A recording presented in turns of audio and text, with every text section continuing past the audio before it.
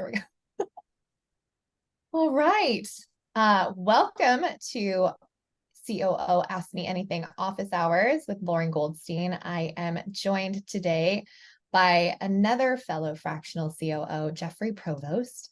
And today I'm really excited to just dive in, chit chat with you about what the heck a fractional COO is and how it can impact businesses across the board. So likewise, thank you so much for having me, Lauren. of course. Why don't you take a minute and introduce yourself? Tell everybody what you're up to. I'll also introduce myself a little bit more, but let's kick off there. Awesome. So Jeff Provost, I'm a fractional COO. I run a firm called Key Performance Integrators, and we really kind of plug into that operations seat and help growth-oriented business owners achieve their goals and grow their business. We spend a lot of time focusing on process, on data, on people, on holding people accountable, making sure that they're doing the things that they say they're going to do, all of those types of things. So all the things that you would expect a COO to do, and we just do it on kind of a part-time or fractional basis. I love that. I love that. And for those of you that don't know me, again, my name is Lauren Goldstein. I am founder and CEO of Golden Key Partnership, and my clients lovingly nicknamed me the Biz Doctor years ago because I love helping diagnose what's keeping business owners stuck in the trenches of their business and help them shift from operator to owner with the right operations and team so that we can help you have true entrepreneurial freedom and breathe a much needed sigh of relief. So with that, why don't we kick it off? What the heck is a fractional COO? Why don't you go first? And then I'll share a little tag along there. Awesome. Yeah. So I think, when I think about the role of a COO and kind of what we do, I really think it comes down to making sure that the trains are running through the station on time, right? So it's really kind of orchestrating the business, running the business, making sure that we're hitting our goals, making sure that, we've got clarity for people in terms of, who's responsible for what and how are we measuring success. Making sure that we're kind of overseeing, big projects and initiatives and things like that, and making sure that we're hitting our milestones and delivering value for our owners and investors and things like that. Really focus on kind of enhancing our processes and workflows and really kind of act as the bridge between the CEO and the rest of the leadership team and the rest of the organization. So really being able to take that vision and translate that into kind of actionable strategies and tactics that people can deliver. So well said. It's actually funny, as you were talking, I pulled up my scorecard. So the scorecard is something I use with all of my clients, and I of course have one as well. And so what I put on my scorecard, it's like we know what we're talking about. The mission for this role is to be the conductor of the business, making sure all the moving parts of the business are led by the right people and working together towards the business goals to elevate the business owner out of the trenches and allowing the business to scale more simply, easily, sustainably, and profitably. Love it. So you said it so well. I think the other part of a fractional COO, which might make you guys giggle, is I feel like it's equal parts trusted advisor and maybe ping pong partner or sounding board or sometimes a brick wall, but also goalie. So when I've come into several companies as fractional COO, I feel like my job is to make sure that I'm managing resources properly, whether that's personnel, whether that's monetary, time, but also to make sure that, as my friend Cameron Harold says, that the CEO is not being a seagull leader. So if you've ever heard me say this, it's essentially where they come in, they poop all over everything, and then they fly away. And then one of my clients actually said, or like in Finding Nemo, where you're just on the rock going, mine, mine, mine, mine, and being the bottleneck. And so I feel like a lot of times I'm goalie, making sure that brilliant squirrel moment or idea that they had on their walk or their drive-in or in the shower is something that's aligned for this moment. Or if it's not, that it's something we do later. et cetera, et cetera. So that's kind of where I see my role is equal parts conductor, sounding board, ping pong partner, and goalie. Mhm. Yeah. Yeah, no, that's interesting. And I definitely understand and appreciate that. I also think that the goalie, could be applied to, protecting the business owner from themselves, right? And, helping them before they go too far off the rails. And, so many of the visionary business owners out there have shiny object syndrome. And, oh, I saw this new technology, I think we should do this. Well, we haven't even finished this other thing over here. So why Yep. do you want to do this now? And whatever. And is this really the right solution for us? And so Mhm. like that whole kind of whiplash thing. And so the goalie can protect the business from them. Exactly. Exactly. It's like do, delegate, defer, Mm-hmm. delete, trying to Mm-hmm. really make sure that we don't have a trail of half-baked projects just behind us. Mm-hmm. Um, which actually leads me to another part of what I do, and I'm sure you do. So as businesses get started, and let's say, so I work primarily with multi-million-dollar companies, as do you. Mm-hmm. So when you're first growing and you're first starting, there's a lot of launch and learn, which I've found creates a lot of what I call business barnacles, which create business bloat. So another function of a COO is to improve optimization Mm-hmm. and simplify. Would you agree? 100%. Yep. Yeah.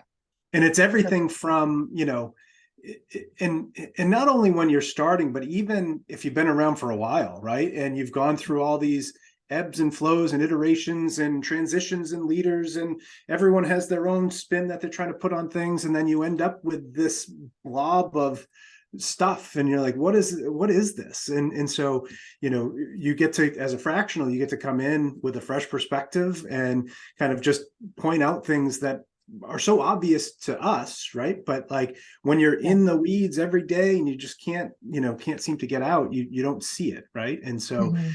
being able to identify where you're grossly inefficient or where this organizational structure doesn't make sense. You've got, a team of 10 people, but yet you've got 3 directors in here, and like, what are you doing, right? And so all of Yep. those things for sure. Yeah. I've had a lot of situations where once we actually get the clarity of their roles, we see so much overlap and so much waste Yeah. and so much, inefficiency because you have 3 people doing very, very similar things, all not very effectively generally. Mm-hmm. But one of my favorite wins actually was not that long ago. I came into a $60 million business, 100 and I think 65 people at that time.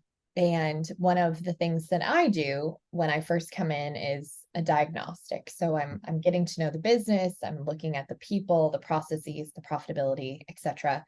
And through the course of this, I talked to a department manager, and it was very clear to me that they suffered from the big R, which is one of the things that once a team has this, I almost always recommend that we let them go because it's hard to come back from this, and that's resentment. Hmm. And so I found out, how they got where they were, and it turns out that they promoted them in a very messy fashion, and they were not really equipped to lead this organization. And Interesting. from the conversation, I really figured out what the problem was because they brought me in for several reasons, but one of the issues was team and profitability. And so after speaking to them, I made the recommendation to the partners to make a plan to let this person go. We did a post-mortem. This is bananas. The poor leadership management of that department was costing this business $250,000 a month.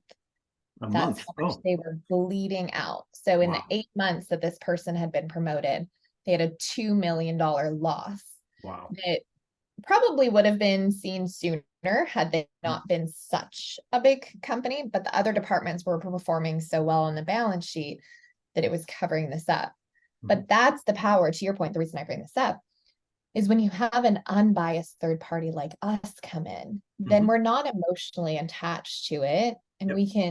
we can see things, but also I found, I'm sure you found this, that people tend to be more forthcoming with us because Yes. we're not in it all the time. We're not their boss. Yep. We technically might maybe be their boss's boss, but they just seem to be more forthcoming with what's actually working and what's not. Yep, I wholeheartedly agree, and it's interesting because seeing some of the same things with a client right now, where and I've never you said it so eloquently with like the big R, resentment, and I've never been able to put my finger on what that is. I've always just said it as like jaded and all the legacy baggage and things like that. But one of the questions I'll often ask people in that situation is this salvageable? Like, can you forget about all that stuff and move on? And if you can, then let's work together, let's figure out whatever. But if you can't, then that's okay, but you need to decide, right? Like, I can't decide that for you. If you can't, I might have to decide for you, right? So it's really interesting that happens time and again. The other piece that I'd add to that, and is I do feel like there are times when I don't know if this happens with you, but I always go in with an open mind and try to avoid any biases from feedback I've got from people like, oh, so and so's not going to be good and they need to go and whatever. But then you get in and you talk to so and all they needed was someone to listen to them, and they have ideas and they know what the problems are and they have ideas on how to fix it, but no one's asked, or if they asked, then they weren't effective at communicating it, and they're frustrated and they're resentful about these things, right? But if you just engage them and you give them a voice and you let them like peek under the covers and see what's going on and feel like they're part of it, then it's amazing how many times that person who they're willing to just write off can turn it around and becomes a superstar. You know what I mean? So, and it all comes down to, there's a little bit of art and a little bit of science with this stuff, right? And so it's fun. Yeah, that's a very good point about, I call them chief everything officers. I help a lot of chief everything officers become effective CEOs. And sometimes, in addition to their, path of half delivered projects, they a lot of times have half delivered promises. And so the company that I shared just a few minutes ago, one of the struggles with the team was they'd been promised things so many times, and then it just got to the back burner. So there was, again, that a little bit of jadedness. So it's a big accountability component as well of, are we going to do what we say we're going to do? Right. I love that. Yep. So here's a question that I sometimes see people ask themselves and me. Okay, but if you're fractional, can you really do a lot of work? Can we really have a lot of practice or practice? That's not what progress is the word I was looking for there. Yep. Is this going to be enough time to really make significant progress? What do you say to people about that? I hate to use the classic consultant response of it depends, but I do think some of it does depend on the company, right? So if, where I think it works best is when it's all about expectations, right? So if your expectation is that your COO is going to come in and they're going to take over all the, like, a lot of times people put us into a bucket of just operations and they think of us as like a glorified admin. And like, that's not at all what we are or what we do, right? So we're much more strategic. We're much more about leading the leadership team, making sure we're making the right bets, holding people accountable, things like that. So if your expectation is we're going to come in and we're going to, take all of this administrative task stuff off your list, then we're not going to be effective or successful and whatever. So it's a lot of it comes down to the expectations up front. So if you don't have those expectations and you're really looking for, how do I make sure I'm making the right bets? How do I make sure I'm measuring the right things?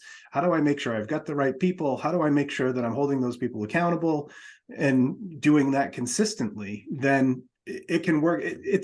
It's just a function of like time, right? So, we can kind of scale up and scale down and, if you need us more here, then we can do that. If you need us less, we can do that too. So it really comes down to the time. And ultimately, if you've got the team and it's really about guiding, leading, managing, mentoring that team, then there's really not much of an impact. Mhm. Yeah. Meaning not much of a negative impact of being part-time in the business as opposed to full-time. So Yes, there's an there's impact. definitely a Yeah. big impact when we come Yes. in, just to be clear. Yes, exactly. Yes. Yep. Yes, I mean, the goal of a COO is not to take an overwhelmed CEO and then become an overwhelmed COO. Right. Like one of the, questions that I ask myself 70 times a day is, how can I make this more simple? How can I create more leverage? Because I think that like, sure, I'll be honest. There are when I come into a company and I'm fractional COO, there are things that I could do for the rest of my life, right? Oh, But yeah. we've got to prioritize and plan and find the 2 millimeter things that are really going to make the biggest difference. Because it's not about busy work and putting in 100 hours a week. It's about really concentrated, strategic work that's going to make a difference. And to be honest, I think most companies don't actually really need a full-time COO. They might need more of like a full-time operations person underneath, perhaps. But I think, maybe when you get past, let's say, 5 million, 10 million, 15, then we can start having those conversations. But I think so often it's just these 2 millimeter tweaks that we can help with that are going to make the biggest difference. And we can do those in, a few hours a week very effectively. Yep, I agree. And I do think that, to your point, I think when you are a full-time, I've been a full-time COO in a sub $5 million business that we grew and things like that, right? And so you're sitting in multiple seats, right? You're actively selling, you're actively delivering, you're actively, managing, systems and whatever. So you become that catch-all in that environment, right? But if, for just the strategic pieces that we will often do, definitely doesn't need to be a full-time role, right? But once you get more complicated and you get a bigger leadership team and you get, there's just more, then, you obviously there's a tipping point where it makes a lot of sense to bring someone in full-time. And we don't try to be the forever solution, right? We try to be the for now solution. And, a big part of what, I believe as fractionals, I believe our roles is to make sure that you're not becoming the crutch and the catch-all. And just because I can doesn't mean I should. And you might be better off with me not doing this and finding someone else to do it who's going to be better at it and will own it for the long term, right? So being able to kind of build out that process to, to teach someone how to do it so that your team can own and operate it, right? And that I think that's a big part of what the value that we can bring there too.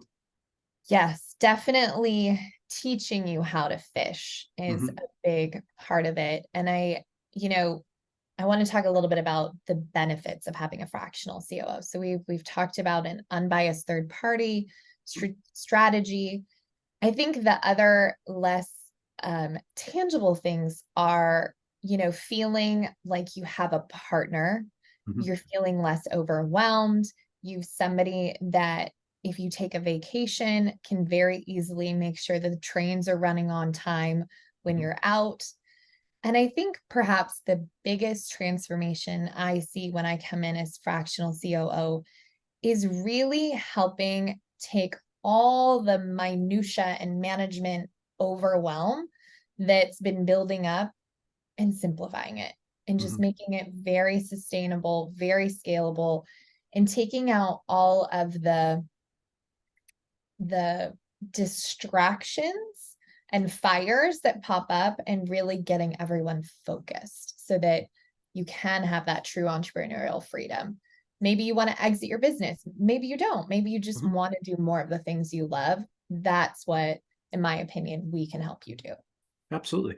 And sometimes, and there's all different types of stages and situations and things like that. But, worked with some acquisition entrepreneurs who have gone in and bought a business and, they've got this great pro forma model where, all they need to do is hire a GM and they can sit back and they can collect all the cash and the GM's going to run it. And then the GM doesn't work out, and Yep. then they're stressed, and they're working more than they want to be. They're making less than they want to make. They don't know a way out. And so, like, how do you do that, right? And so in this example, right, we're coming in and we're going to simplify. We're going to say, okay, here are the things that we need to focus on. Here's where we need to be. Here are all the capabilities that we need to build. Here's the processes that we need to put in place. And let's just create some, clarity, create some organization, be methodical about these things. And it's not just going to flip a switch and it happens overnight, but like there's a plan and a path to actually make this better and reduce that stress and get back to making the kind of money that you want to make and working the kind of hours that you want to work and not sacrificing your young family in the process and things, right? So Yeah. the I tangible also, intangibles. the tangible intangibles, exactly. And I'm probably going to get this analogy wrong because I'm not a big sports person, but I think of us also as like the managers of a sports team building the right bench around the CEO, because a lot of times when I come in, I might be the first proactive, because that's another big piece is that I help CEOs with, is shifting from being a reactive business to a proactive business. So sometimes I'm the first on the scene to be that proactive strategic partner. And so I like to look and see, like, do you need a fractional COO? Do you need a wealth advisor? Do you need a tax advisor? How can we save you money in your taxes? Do we need to maybe have an insurance advisor because your insurance costs are absolutely bloated? And so it's really about what is the bench that you need to have a business that could run without you if you wanted to step out of it. If you don't want to step out of your business, that's okay. I just want you to step out of the things that you shouldn't be doing that you don't enjoy. Yeah. Yeah. Yeah, I love it. And a big, it's one of those, I may not have the answer, but my network does kind of things, right? And so identifying all those different areas of opportunity and that's one of the things that, I know people get, I want to say, confused about, or at times even concerned about, is like overlap, right? So you've got all these specialists out there, like the CMO, the chief revenue officer, the HR person, the CFO, and so the COO really touches all of those things. And so I don't know about you, but I'm not trying to be a CMO. But if you've got no marketing strategy whatsoever, like, I can get you something that's better than nothing. And when you get to the point where you're ready, I've got some great people in my network that I can introduce you to that can help you build a great marketing strategy and then bring it to life, right? And so like, we get to see all of those different areas and poke holes and then figure out who's the right person to bring in to really solve this thing, right? And that's one of the things I love. Exactly. I love it too. So let's talk about, you've gotten your business to a point, you've got a proven process, a proven product, you're profitable, you kind of got more than you need, and you're thinking about bringing in a fractional COO. Let's talk about how they can work best with someone like us. So for me, I love to work with entrepreneurs that are coachable, that are committed, that are humble, and that are really looking for someone to run with them. Because it's not my job to tell you what to do. It's my job to advise you on the best courses of action and help develop you as a leader. So what other ways have you seen this? I mean, we could also talk about ways this doesn't work, but let's talk about ways that we can ensure successful partnerships. Yeah. And I think it's the psychographics, right? So for me, it's, and for us, our team, right, it's about being growth oriented, right? So I love working with people who just have this great vision for growth, and they just recognize that they need help to bring it to life in a meaningful way, right? So growth mindset, open-minded. So not like, if all you need is someone to tell what to do and execute, then that's not going to be us, right? Like No. you need to be open to a different perspective. And I'm not saying that our perspective is going to be the right one or whatever, but you need to be open to other ideas and feedback, and not be the one that has all the answers and things like that, right? We don't have all the answers either, believe me, but but I'm confident we can figure out how to problem solve together. Mhm. I think we've also had some instances where, I hate to go towards the not working side, but I'll do the opposite of it, right? Where like they're engaged in the business and they care, right? We've had some examples where they're not, and they just want to, like, they literally want to just step out and abdicate responsibility for Yep. things. And so that's like, if that's the goal and the plan, that's fine. But a fractional person probably is like, hire a GM, hire someone. And that's not a great use of a fractional resource if you just don't want anything to do with it and make it someone else's problem, right? That's not a good client for us anyway. Right. So Yep. yeah, those are some of the things. Yeah. The other thing that you just triggered in my memory are the people who, like, this is something in my experience that does not work well. The people who are so gung-ho that they're unwilling to take a break in terms of like take a pause or take a moment to downshift and evaluate and plan. That's something that I think is really detrimental, because a lot of the work that we do can run in parallel, but there are certain moments where you might need to take a step back and maybe have a few less sales that month so that we can fix something that's broken in your sales pipeline. Yep. Or maybe like I will never forget when I told one of my CEOs, I said, I need you to have a hiring freeze. And he was like, absolutely not. We need more people. And I said, no, your onboarding is really broken and we're getting the wrong people. And I need you to just take a 3-week break so that we can get the HR director and everybody on board and make this work, because otherwise you're just throwing money, good money at bad. And so I think that's something else that's really important in this relationship to like be able to take a step back so that you can quantum leap forward. Yep. And to build on that for a second too, the other piece that I've seen as well is where, like, and again, it comes back to growth and open-mindedness and things like that, but you have to trust the process, right? So if you're saying that, like, hey, we need to, this isn't like, you're not saying that because you read it in a book somewhere or you think it might be, and like, trust us, right? Like, trust the process. We're coming with experience here, right? And we're not telling you this just to, make you feel good or bad. We're telling you because something's not working and needs to be fixed, and you need to trust it, right? And that could be anything from like a recommendation on a hiring freeze, or even like, you need to show up to our weekly leadership meeting on time. Yes. Right. And like, and you can't expect other people to, do these things if you're not willing to model that behavior yourself. And then you need to be open to hearing that feedback from us too, right? So Yep. My favorite F word, feedback. Yeah. I'm curious too. So and this is kind of a off topic one, but I've been a full-time COO. Now I'm a fractional COO and we've got a team of fractional COOs.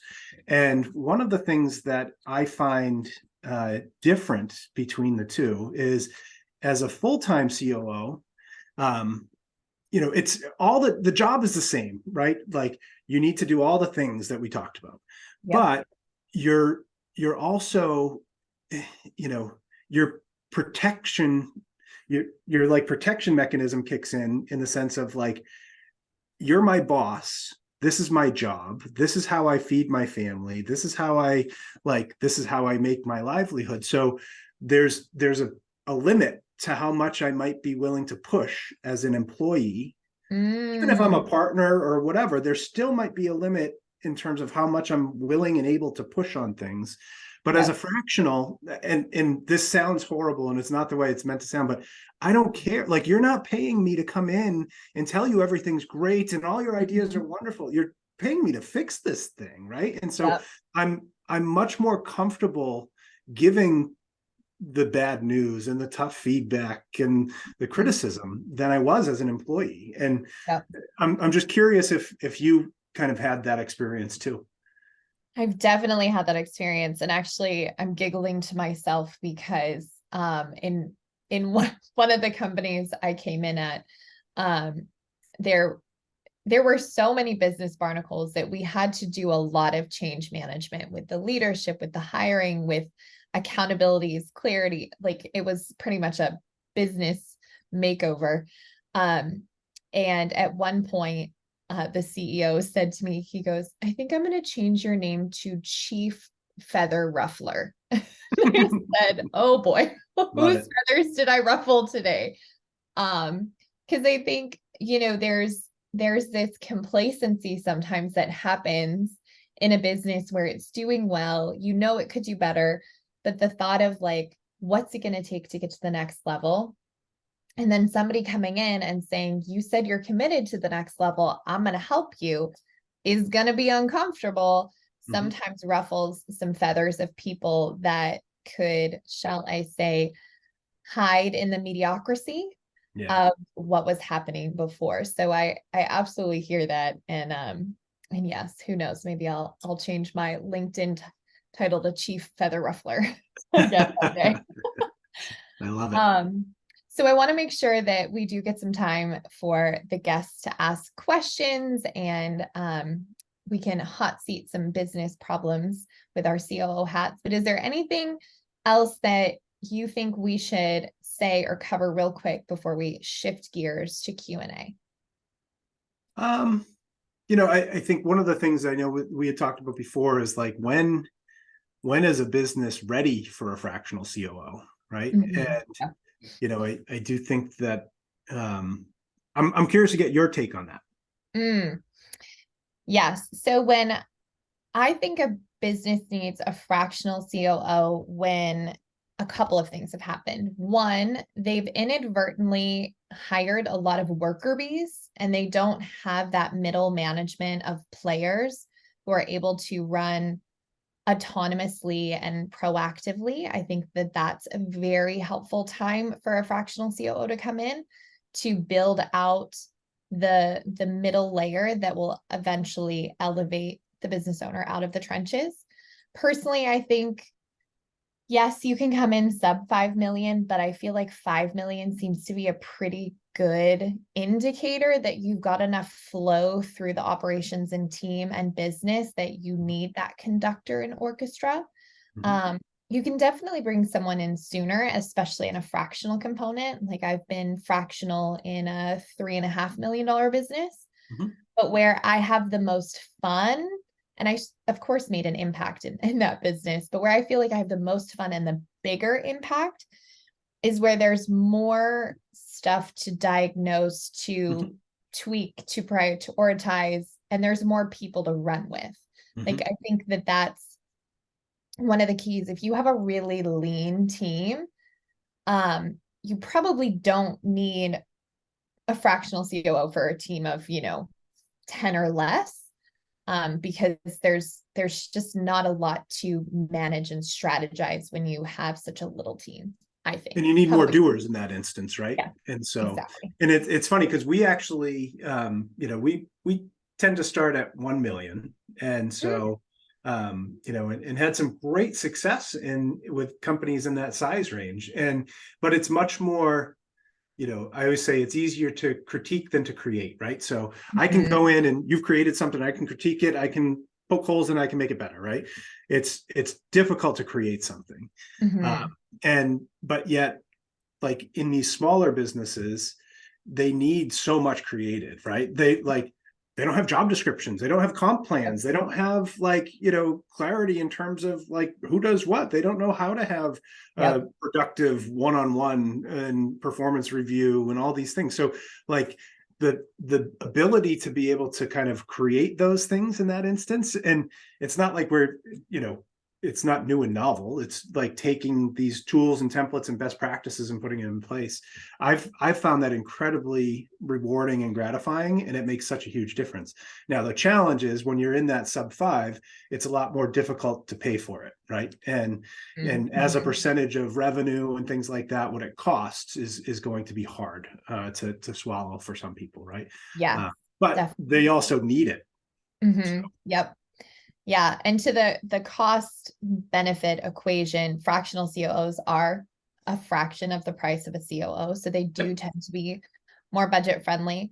Where I love to work with the, million to 3 to 5 million is in my Golden Key Advisory program, where it's like a hybrid of COO and business advisor, where you've got the accountability, the leadership, the consistency, the proactivity to build out those systems.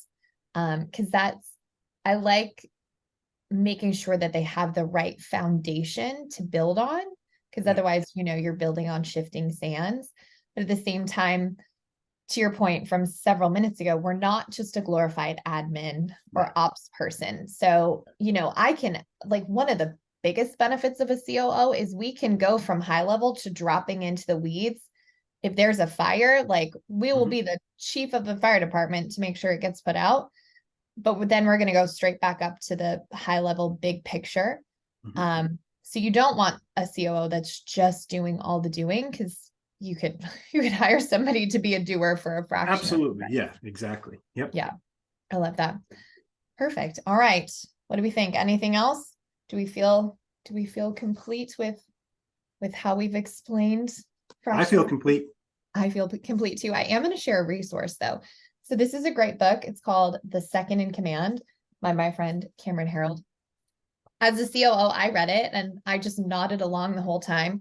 You can't see this, but I've highlighted lots of things.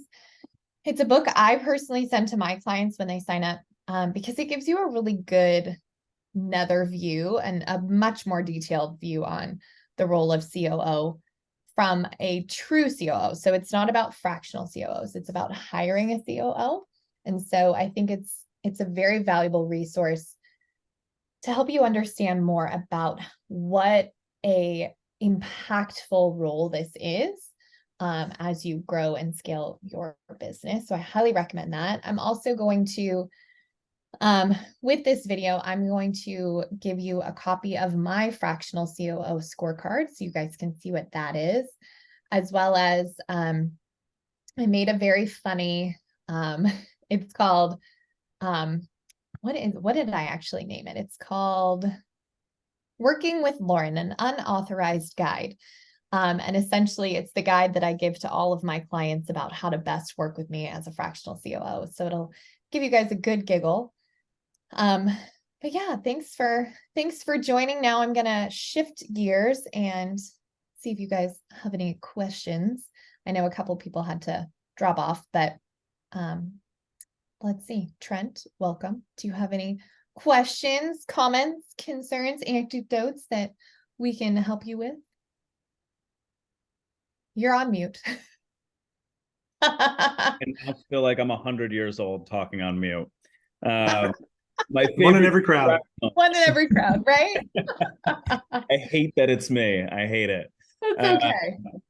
No, I've loved everything you guys said. I think it's interesting, the idea of this sub 5 million needing the most help, but not being able to afford it.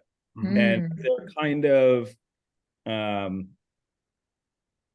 wouldn't say floating through. Like, everybody wants to have the goal where, like, yeah, I want to fulfill the promise that I'm making with my business. I want to have, great customer support and great, everything, retention, right? Employees, clients, everything.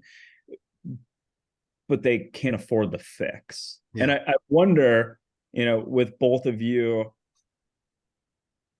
having businesses where it's not just you both have support, but there's only a certain amount of hours in the day. It would be interesting to hear your take on, does it make sense to have a library that people can purchase from for materials? Or is it not the lack of materials, but the lack of hands to make them work? right? Like, do the digital products make sense for that sub 5? Is it something where, putting on a monthly course, maybe similar to this, where it's a roundtable and we're going to give you the operational calendar, where December is strategic planning, right? Yep. You know that you need to do your annual review before the start of the new year, and then to do your budget. Yeah.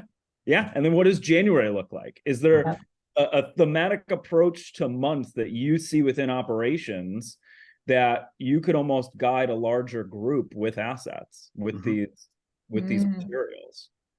It's also me putting my marketing hat on and being like, what else can you guys sell?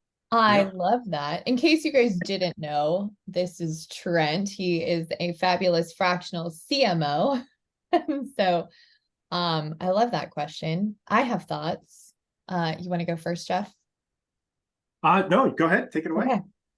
Okay. So I read something yesterday in a fabulous book that said most businesses fail from lack of focus, not lack of capital.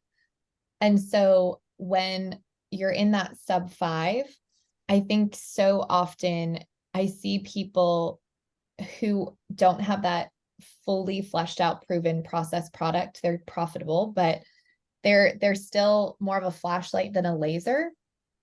And I, for example, have a vault that my clients get of all the things they could possibly want from my 12 years of doing this work, everything from job descriptions to scorecards to spreadsheets to help you task transition, KPIs, all the stuff. I can tell you that maybe 1% of them have used it, because I do think, to your point, it's not that the resources aren't there, because you could go to the school of Google and probably find all of those things, but it's about finding the hours in the day to consistently execute on those things. And so I think that that's where, and I actually went on a rant about this in a podcast interview 2 days ago about, I think one of the biggest mistakes I see with, sub 5 businesses and their teams is that the business owner inadvertently hired a whole bunch of worker bees, which then creates two people. You have to do two people's jobs because you're doing your job, but then you're also thinking of things for them to do because they're task listers. They're not project managers.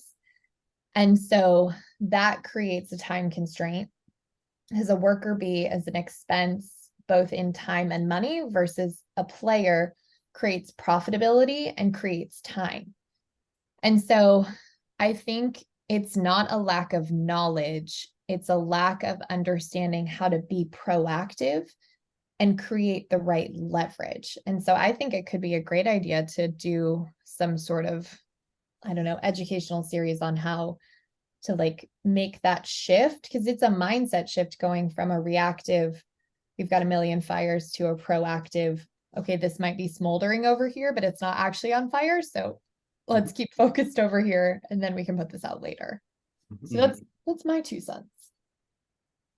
Yep. And I just, I love that. I also love your, the kind of the advisory program that you have and things like that for some of these things too, right? Because that's another path and option. So I agree. I don't think it's a lack of tools. The tools are all out there. It's really about your ability to pick the right tool, use it consistently. And so in some instances, and obviously everyone's different in terms of how they choose to kind of go to market with their own businesses and what they want to spend their time on. But in some instances, I'm more of a coach and less of sitting in the COO seat, right? Like, let's review a tool together, and then I'm going to hold you accountable to using the tool. So it's, less doing, but more kind of coaching and pushing them to self-serve until they get to the point where they could afford to bring on someone even on a fractional basis. You know what I mean? So that's kind of the approach I'm taking. I think also something that just occurred to me.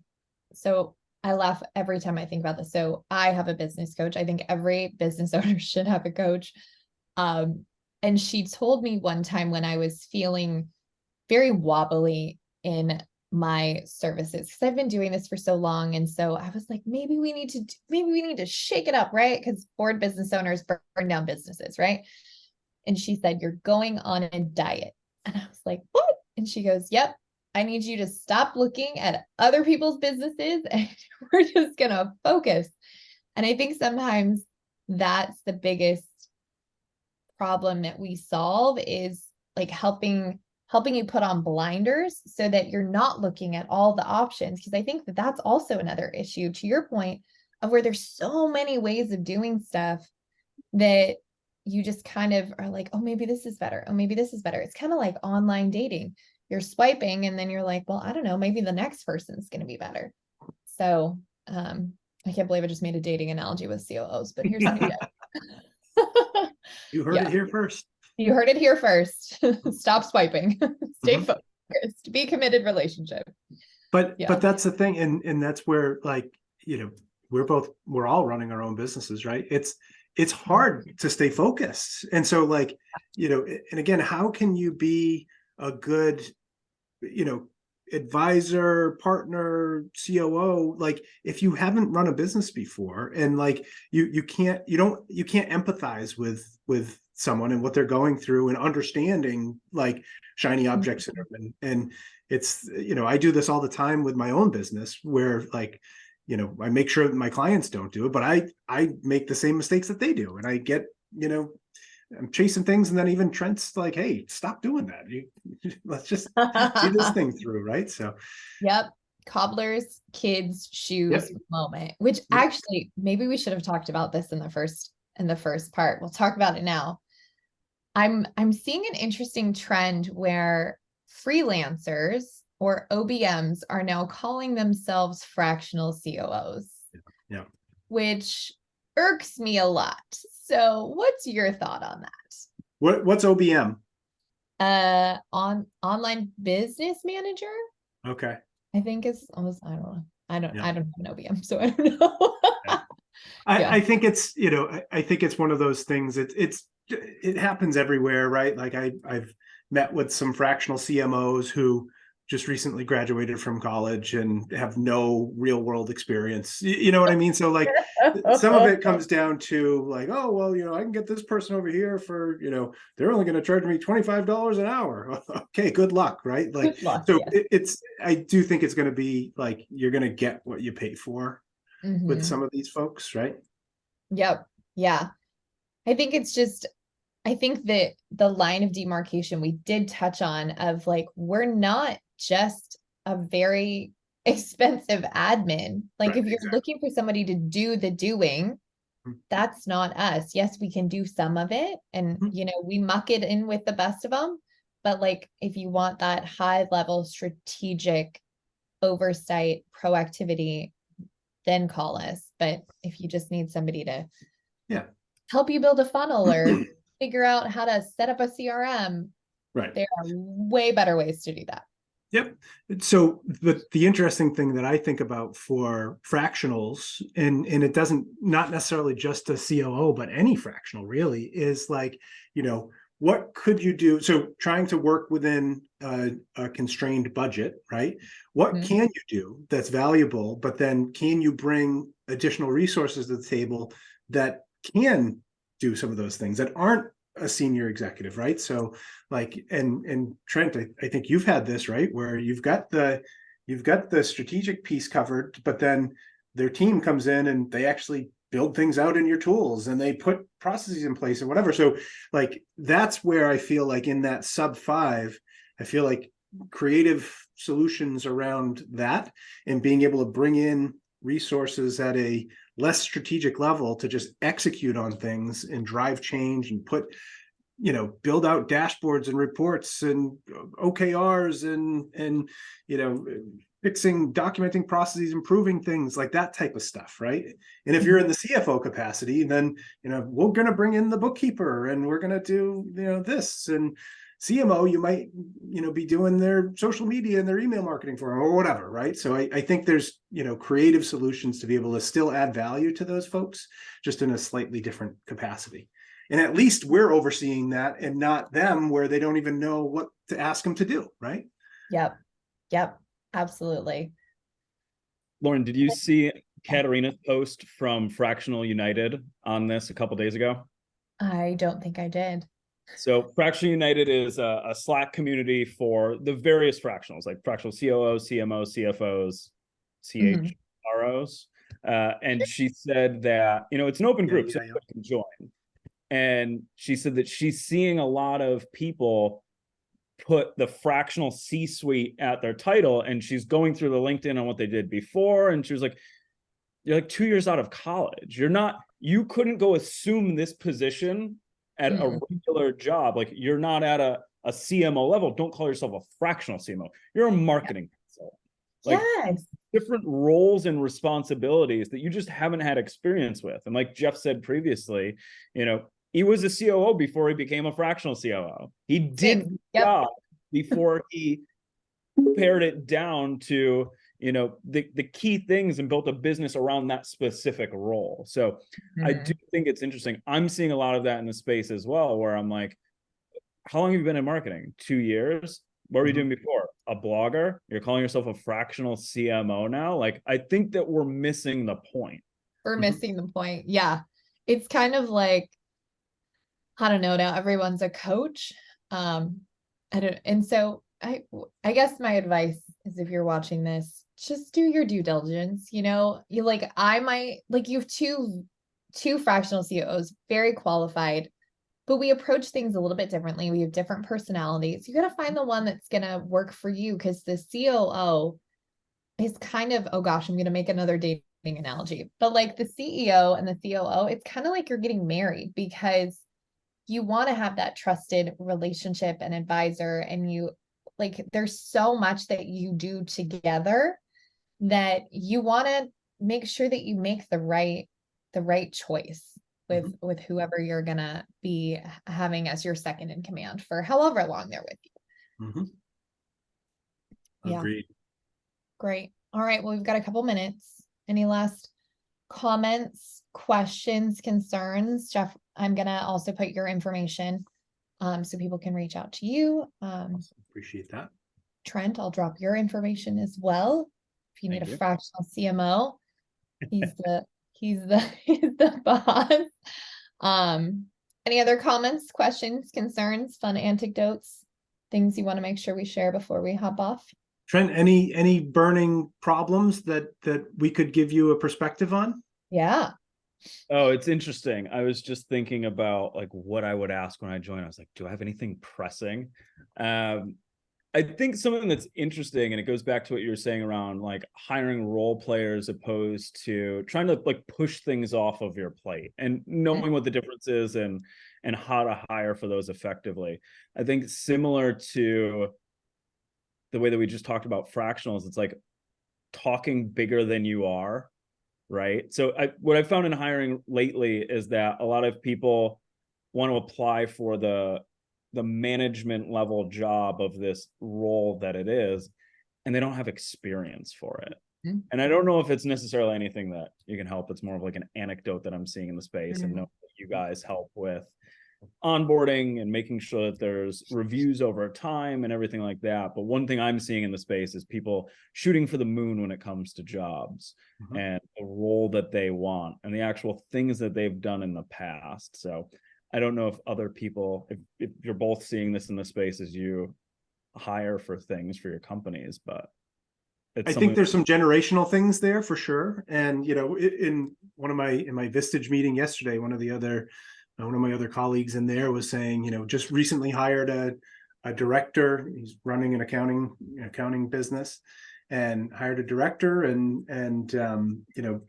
the 3 months in, he's looking for more money, and he wants to continue to do his job, but now add additional responsibilities for like business development, things like that. It's like, well, wait a second, like that's not how this works, right? And like, do your job, do it well, prove that you can accomplish something in over a period of time, not just some flash in the pan, and then we can talk about additional opportunities and things like that, right? So what I know that's a thing for sure.